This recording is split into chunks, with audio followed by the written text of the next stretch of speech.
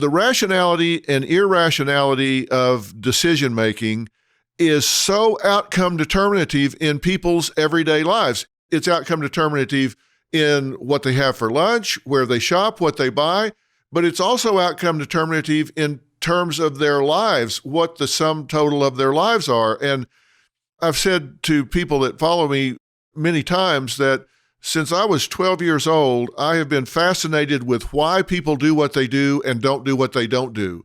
And I've always said, if you understand why people do what they do and don't do what they don't do, you have a huge edge in life in terms of managing your own life and getting other people to do the things that you would want to motivate them to do. You really break that down and get to the heart of it. And I believe that most people think they make decisions when in fact they're having decisions made for them by the advertising machine, the marketing machine, people that make forms. And I really want to get into that and talk about it because you've done such a creative job at breaking it down so people understand it.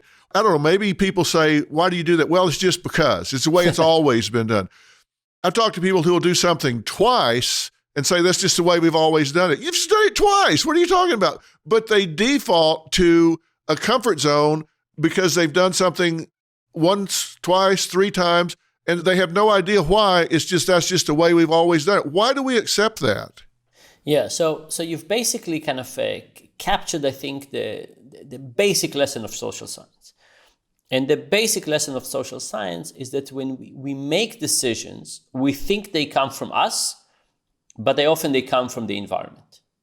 And the thing to understand is that the environment is not really designed to help us make better decisions. So imagine as a metaphor, a person walking down the street. Every coffee shop wants them to buy coffee and a donut. Every app on their phone wants them to spend time on that app right now. Right. So we are walking around and other things in our environment want our time, our money, and our attention. And who is there to fight for our long-term wishes? Basically nobody. You know, if you ask the question of who cares about your long-term well-being, maybe it's your significant other. Maybe if you believe in the government, you will say the government. But the reality is that most of life we are surrounded by other entities that control the environment and therefore change our decisions. So think about something very simple, like you go to the supermarket. And maybe you prepare and you bring a shopping list. And that's your plan of action. But the supermarket also has a plan. And their plan is different than yours. And guess what? They control the environment. They decide what's at the eye level. They decide what's at the end of the aisle. And because of that, we end up making their decisions more often than we would like. So, and you also mentioned this idea that it's not just about science, it's about our personal lives. And one of my hopes is that we would all become scientists of our own lives, right? We're all the architects of our homes, of our kitchens, of our desks. What are the things that we could do to change the environment to get better outcomes? So the design of the environment is crucially important. And you know, you can even think about refrigerators. So actually, can I ask you a few personal questions? You bet. Go. Okay. In the last month, have you eaten more than you think you should? Every day. I'm totally transparent. I'll tell you anything you want to know.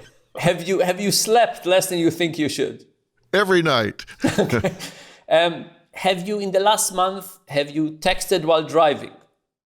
That I don't do because I have a hard enough time as it is. Okay. You know, we can talk about taking medications. We can talk about washing hands every time you leave the bathroom. We can talk about taking medications regularly, having safe sex, all of those things. And the reality is that when we look at those, we should all admit that we fail a lot. Yes. We fail a lot. And there was this very, very sad study that asked the question of how many people, what percentage of Americans die too early because they've made bad decisions. And the results show that this number is increasing all the time. About 100 years ago, it was less than 10%. Now it's more than 40%. Wow. What happened? Are we becoming because dumber? of bad decisions. That's right.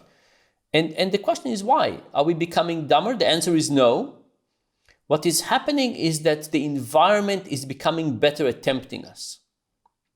Think about donuts. Donuts are really getting better. And what I mean by getting better is not that they're getting healthier, they're getting more tempting. Right. Facebook is becoming better. Our phones are becoming better at tempting us. Cigarettes, texting while driving. The reality is that the economy around us is an economy of temptation. And we fail a lot.